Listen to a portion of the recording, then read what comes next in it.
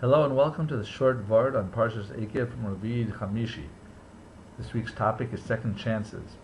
This week I'd like to do something different from what I've done in the previous 40 or so Parshios since the Bereshis.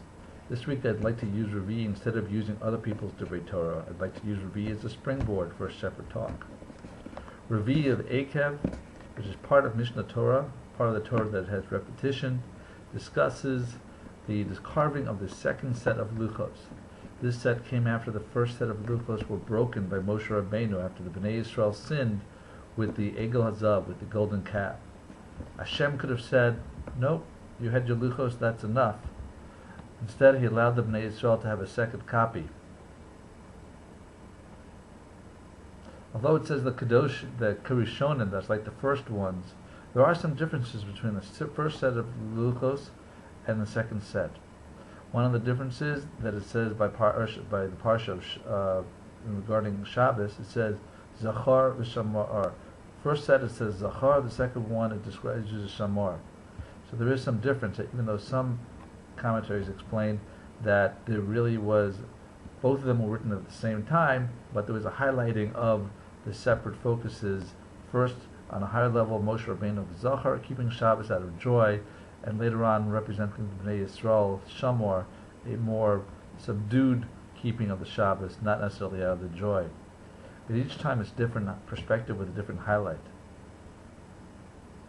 So there were other differences, and the second time of something is often different. Sometimes it takes a second time to get something right. When I looked for a job, when I started working, I answered the same ad twice, not realizing it, but that's how I ended up getting the job. The second time I looked for a job, I applied to the same company 2 different times. I only got the job the second time, but fortunately that was the one I really wanted. This past Shabbos Nachamu, I was involved with a successful single Shalaton. One thing different this time was that there was many more divorcees than usual, both men and women. They came because they were looking for a second chance at marital happiness. Their first marriages, like the luchos, were shattered. Undeterred, they came back to carve out another set of luchos, another marriage, one that they would hope would be successful and permanent.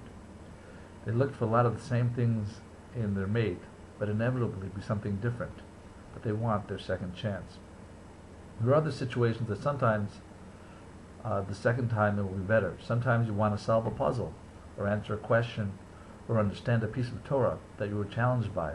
Sometimes you just have to take a break, and then when you come back you find that you have a fresh perspective, and you return and suddenly things fall into place, and you'll have an answer or an understanding that you didn't have before. While Shabbos Nachmu is less than a week old, I want to come back to relationships. Years ago I had a friend. He went out with his future wife. They went out on a date or 2, but it didn't work out. Sometime later they bumped into each other. They tried it again, and this time it worked out.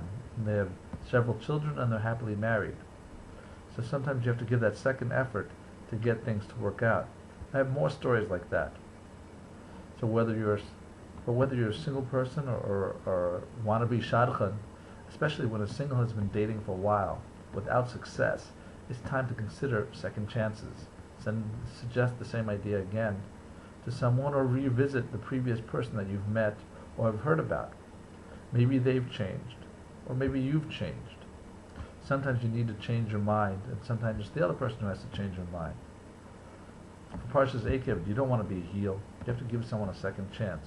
A little bit of compromise, a little bit of openness, a little bit of communication can go a long way to getting your success. Never give up, and thanks for listening to the short Vort again.